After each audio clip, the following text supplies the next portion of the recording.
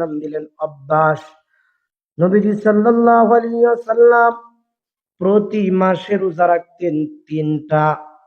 এই সময় রোজা ফরজও ছিল না, নফল সুন্নতও ছিল না, মুস্তাহাবও ছিল না, ওয়াজিবও ছিল না।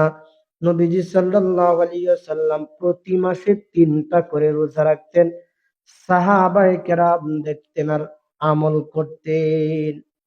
এইভাবে সাহাবাদেরকে অভ্যাস করাইলেন নবীজির মাধ্যমে। 2 নম্বর ধাপের নাম হইল عن ابن عباس رضي الله تعالى عنه قال لما قدم النبي صلى الله عليه وسلم নবীজি সাল্লাল্লাহু আলাইহি ওয়াসাল্লাম কে আল্লাহ পাক রব্বুল আলামিন বলেন, ওগো পয়গম্বর, আর মদিনায় মক্কায় থাকা যাবে না, মদিনায় হিজরত করতে হবে। নবীজি সাল্লাল্লাহু আলাইহি ওয়াসাল্লাম আল্লাহ তাআলার আদেশ পাইয়া মক্কা থেকে মদিনায় হিজরত করলেন। মদিনায় গিয়া দেখেন ফাওয়াজাদাল ইয়াহুদা সিয়ামা ইয়াউমা আশুরা, তারা আশুরার দিনে রোজা রাখে। নবীজি সাল্লাল্লাহু আলাইহি ওয়াসাল্লাম বলেন, মা হাযাল্লাযী ইয়াউমুল্লাযী তাসুমুনাহু, তোমাদের এই ইহুদিরা, তোমাদের কি হলো যে তোমরা এই দিনের রোজা রাখো? ফাকালু হাযা ইয়াউমুন আযীম, ইহুদিরা বলে এই দিনটা হলো আমাদের জন্য একটা বড় একটা মহান দিন। মহান দিন কেমনে?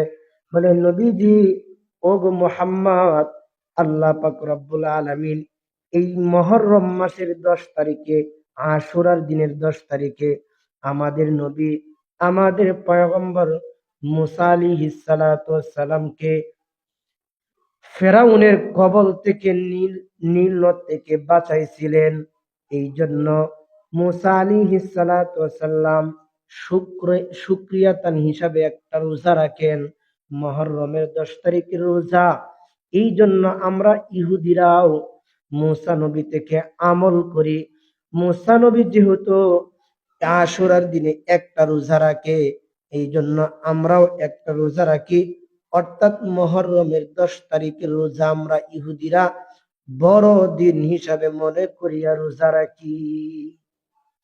নবীজি সাল্লাল্লাহু আলাইহি ওয়াসাল্লাম বলেন, এ ইহুদিরা, তোমরা যদি বড় দিন হিসাবে রোজা রাখতে পারো, তাহলে আমরা তো তোমাদের থেকে মুসা নবীর কাছে আমরা আরো উত্তরসূরি বেশি। মুসা নবীরে আমরা বেশি মানি। আমরা যতটুকু মুসা নবীকে ভালোবাসি, যতটুকু মহব্বত করি, এতটুকু মহব্বত তো তোমরা করো নাই। তোমরা মুসা নবীর অর্ধেক আমল মানো, কিছু আমল মানো, কিছু আমল মানো না। কিন্তু আমরা মুসা নবীর সম্পূর্ণ আমল মানি এবং মুসা নবীকেও অনুসরণ করি। এই জন্য নবীজি সাল্লাল্লাহু আলাইহি ওয়াসাল্লাম সাহাবায়ে কেরামদেরকে জানায়া দিলেন, ও সাহাবায়ে কেরাম, ইহুদিরা যদি মুহররমের 10 তারিখে রোজা রাখতে পারে, তাহলে আমরাও মুসা নবীর উত্তরসূরি হিসাবে আমরাও একটা রোজা রাখবো। এই মুহররমের 10 তারিখের রোজাকে আল্লাহ পাক রব্বুল আলামিন নবী এবং সাহাবায়ে কেরামের উপর ফরজ করে দিয়েছে।